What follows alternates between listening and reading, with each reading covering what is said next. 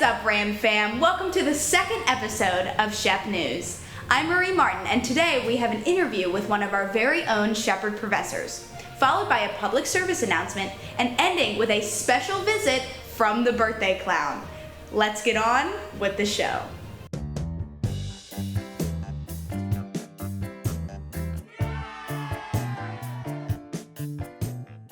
Are you a Shepherd student looking to get a leg up on your resume and improve your professional writing skills? Well, the English department has certificates available just for that. Available for both English majors and non-English major students, this certificate program teaches students the writing techniques they will need to know for the professional world. To talk further about this certificate program, we are joined by Dr. Heidi Hanrahan, a professor in the English department and the coordinator of rhetoric and composition. What exactly is the new English certificate program, and how does it differ from a minor or major? That's a good question. We have 3 certificates that we're offering. Each of them are 12 credits each. They are in professional writing and design, writing in the workplace, and writing for the professions. Those all sound kind of similar, but we can talk about what makes them different. A certificate is a lot like a minor in that it's smaller than a major, but certificates are a way to tell employers, I've been trained with this skill set. And for some strange reason, employers right now are responding better to, I have a certificate in this, to I have a minor in this. Does that make sense? Yeah. So the other thing about about a certificate is that you can double dip quite easily between the classes you're taking for your major and your minor, and they also count towards the certificate. Here's what I mean by that. It's very possible that you, with the coursework you've completed so far, are 75% done with one of these certificates. You just don't know it.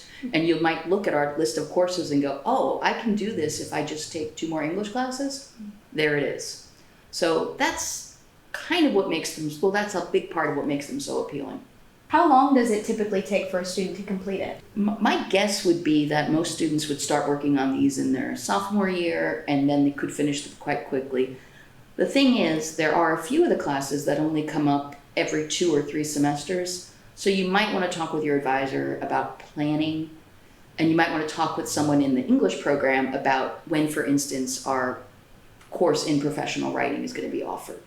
Okay. So, yeah, don't let the time be the obstacle. Why did Shepherd decide to launch this program now? I think it's worth pointing out that the English program has been thinking about doing something like this for a long time. Well, we also keep hearing from people out in the workforce that they can never get enough employees who have good writing skills.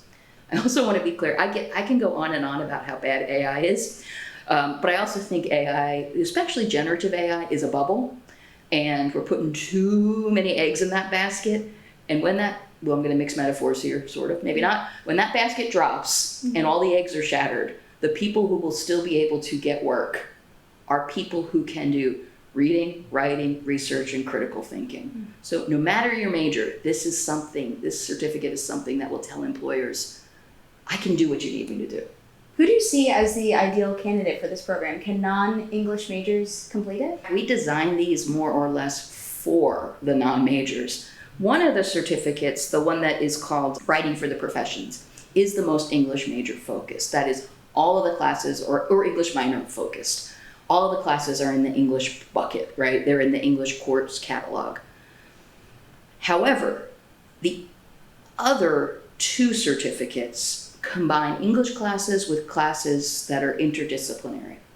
So let me talk about the one called Writing in the Workplace. That's one that was designed more specifically for business or communication students or students who are interested in management, HR, that kind of stuff.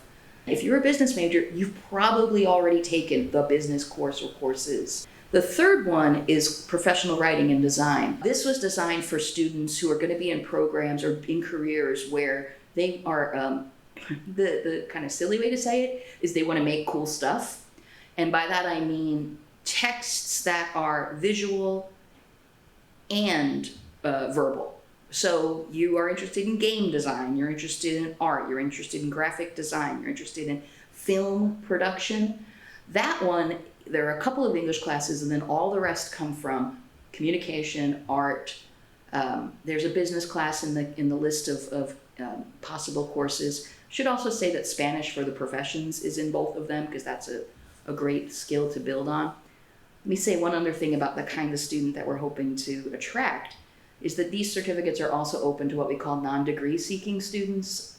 It might be you're out in the workforce, but you feel like you might get a pay bump if you have this certificate, or it's a way to build your resume. So open to just about anyone. How flexible is this program for students with a heavy course load? Pretty flexible depending on which one you pick, and again, a little bit of planning. What is your long-term hope for students that complete this? What we hope for these students is that they will be better writers and learners. We know that part, but we also hope that the folks who are going to hire them realize that they're getting these folks who are coming already prepared with extra skills that sort of set them above the competition. Well, it was nice having you. Thank you so much. Thank you so much for the opportunity.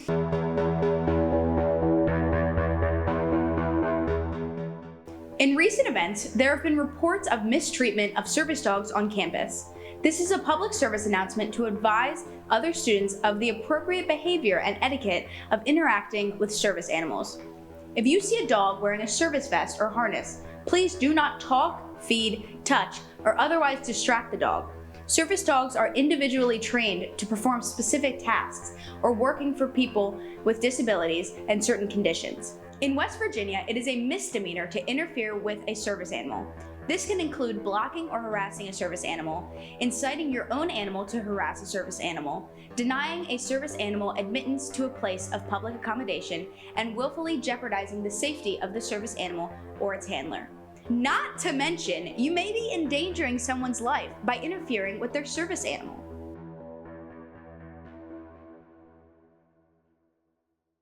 What if I told you you could avoid paying outrageous medical bills for a simple checkup or a therapy appointment? Well, Shepherd has a free medical center that any students can use. Just make sure you book an appointment beforehand. The forms to do so can be found on Shepherd's website. Health Center appointment forms are found under the Health Center tab, and the counseling appointment forms are found under the Counseling Services. After you fill out the form, go to Gardner Hall for your appointment.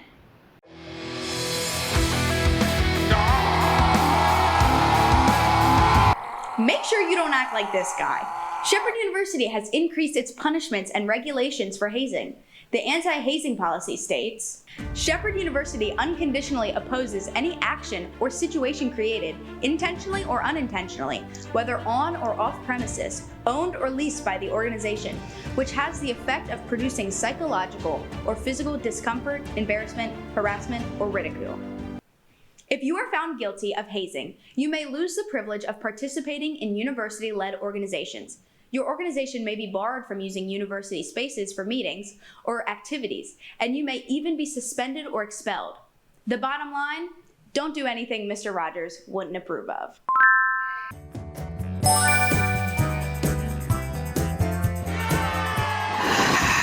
Hello, my ramblings. I've heard this week some of you've had a very special birthday, so I'm here to say happy birthday to you. Happy birthday, Solace Goodwin, Louetta Sip, Patrick Hunter Wilson, Katie Christ, and to you, Leah says happy birthday and a very special birthday to Wonka.